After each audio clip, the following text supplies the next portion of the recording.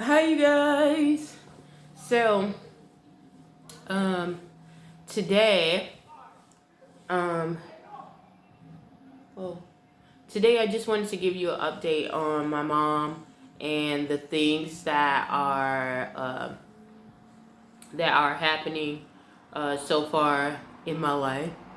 Um, so my mom is still in a delusional state.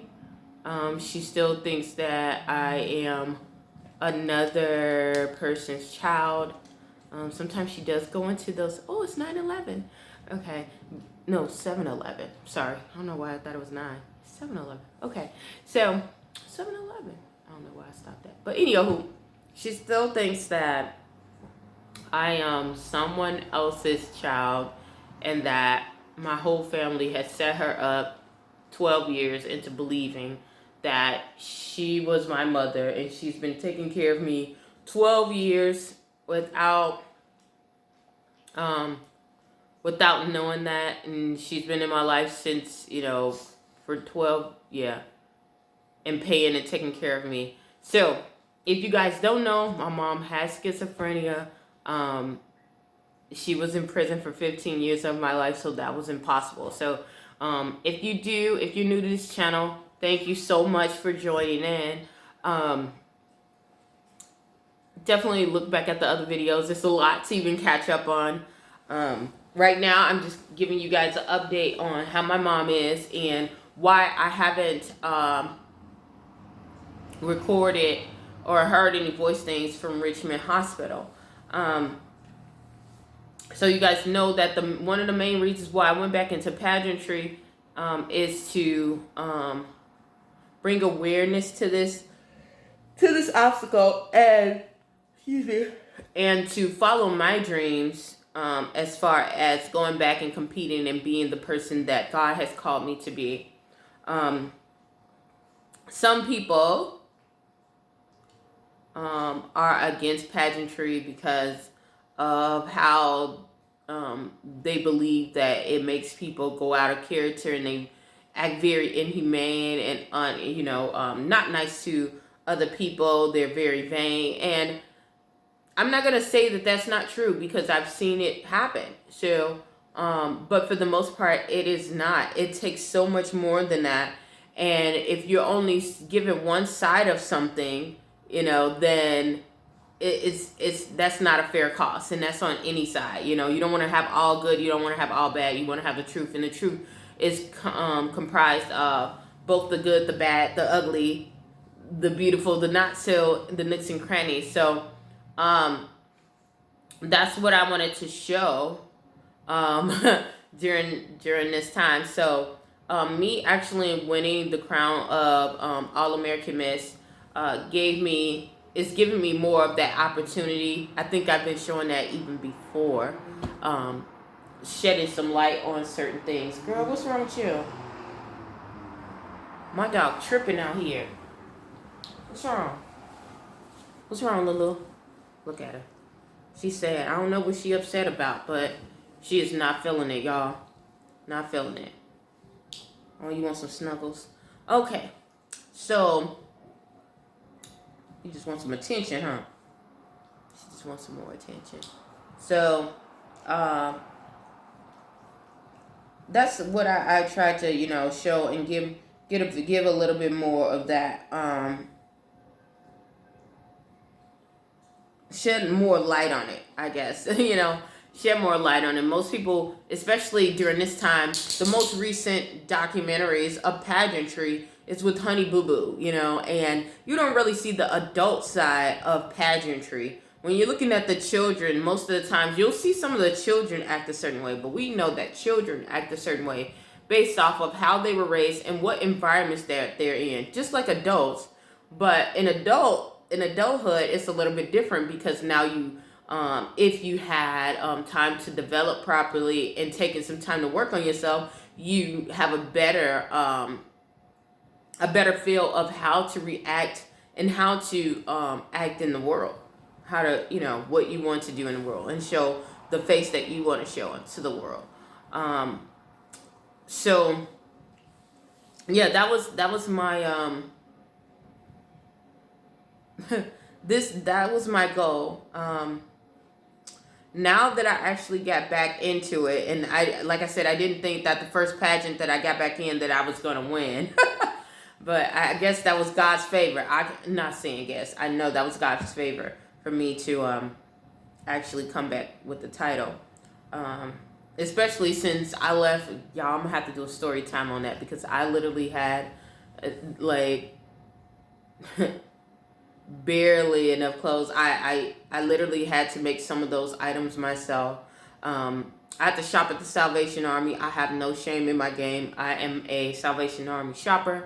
I'm a thrift store shopper. I really do want to have a thrift store that, that helps people, and because I know where that comes from. I came from living in a hut.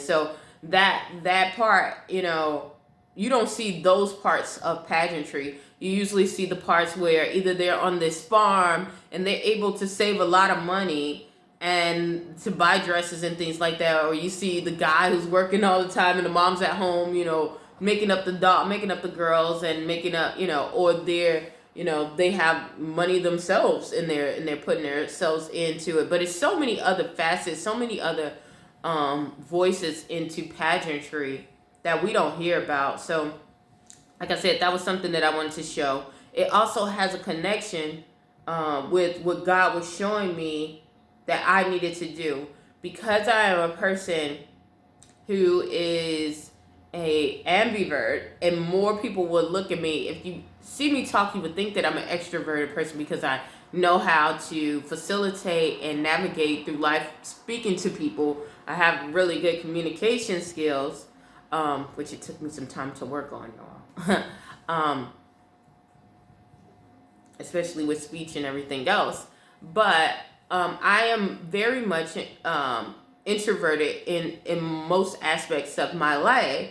So pageantry has been a way for me to express some of the things that are hidden, and a lot of people don't know about me. And some of the things I don't know about myself, y'all. So that's one of the reasons that I love it. And I find new ways of connecting with people. So that was the most part. So today, I really had to calm my systems, because some things don't happen the way that you think should happen. But I'm going to explain it anyway. I'm not putting any bad labels on anyone, okay? But this was one of the reasons why I didn't understand why God was just like giving me these things. Like, I shouldn't even go, okay? So before I won this pageant, I was still volunteering, serving. I've been serving usually in the same places for about 7 years. I've ventured out to other different places, but I didn't do it just because of obligation or anything like that. I did it because God told me to be in that position. So I did get attacked. I did get, some negative comments. Some people were really mean to me, treated me very poorly. There were some people who treated me very nicely. During that time, a lot of doors opened up for me because I had a gift of serving. Before this 7 years, I was serving in the same capacity, doing the same thing as missionary work for years. So when I got into a new area and a new surrounding, I knew that it was fit to just, go in. I didn't jump in. I just knew it was fit. So I did that. And like I said, excuse me, it opened up a lot of doors, but it showed me that no matter what you're doing, there are going to be some people that just object to what you are doing. Don't stop. Keep going. If God told you to do something, then do it. It does not matter who is objecting you, because God has the final say. All you need is one yes. And when you get that one yes from the master, everyone has to obey. Even the devil has to obey. So that's what I got out of it. I learned. I took my time. Things did not happen overnight. Sometimes I was caught everything underneath the sun. I almost got arrested. I almost got sold as a slave girl or a baby prostitute while I was serving, because yeah, that's a whole nother story time too. But things, I still served. I didn't stop. People left, people came. I still served during that time. No one was really looking at me, and I got kind of comfortable into that place once again, of people just looking over me, not thinking about me, not doing anything. And it gave me so much clarity. It gave me so much comfort, because I had to lean on no one but God, especially when family members and things like that, like, just stray away. They're doing their own things. They're going through their own issues. Some of them just really, I don't care. I'm doing my own thing, and that's cool.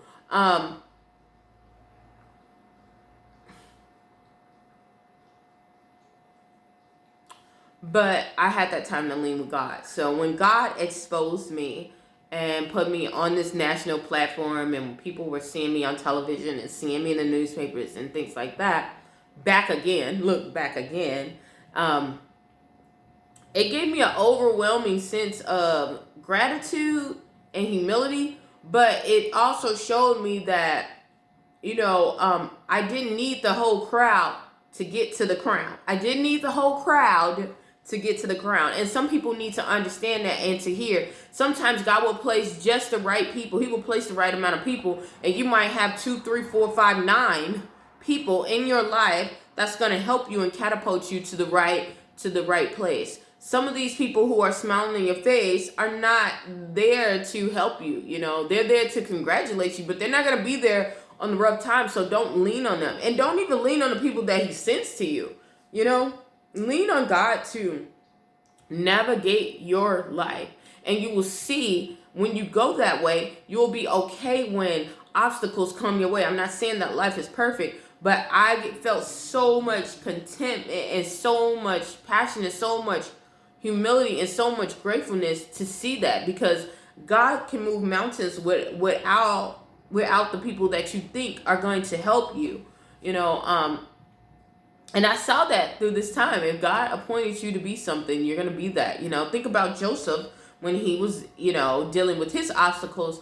Joseph should have been held up by his brothers and his family members when he told them the dream. But instead, they got upset and they literally turned on him. And how dare you? Who do you think you are? That was the things that literally he got. And not only that, they tried to almost take his life and make him, sold him into bondage, stripped him from all his goods and everything. But because God said it was so, it was nothing that they could do. They put him in a cave. They put him in the ground, and he came back up. Not only that, the king's wife, had him placed into jail. And guess what? He still came out on top. It wasn't the people that, that had the opportunity to bless him that blessed him. It was the yes from God. It was the yes from God. So that was the main thing that I wanted to show and to portray and to bring. Not to portray, just let it be known what it is. Even if I was not living, when I'm dead and gone, if you use these same principles, the principles of God, and follow him and to seek him, he will light up your path. So when things get hard, you'll be able to lean on him. And then when things get, even when he blesses you, because God literally had to deal with me about sharing my blessings. I love to share blessings with everyone around me. I truly believe that, but sometimes you can't take those and give them to everyone, because they're not going to appreciate it and they're not going to use it to the best to help others or to make things better. So you have to keep that in mind. And a lot of those people didn't have your best interest. So when they're coming back, just like when Joseph's family came back and they were famished and they had that, God allowed it for Joseph to be in that position to help them, but he never went back to them. He lived where he lived He lived where he lived. He didn't go back to his hometown. He didn't go back to live with his brothers. He didn't take his wife and everything and say, I'm going to hang out with you guys. No, because that would be idiotic, you know. He's in that spot for a reason. So that's basically what God was showing me. Like, if it is a yes from God, all you need is a yes from God. Everything else is irrelevant. Everything else does not matter. Everything else does not count. So I think that was shown. That was shown during this time.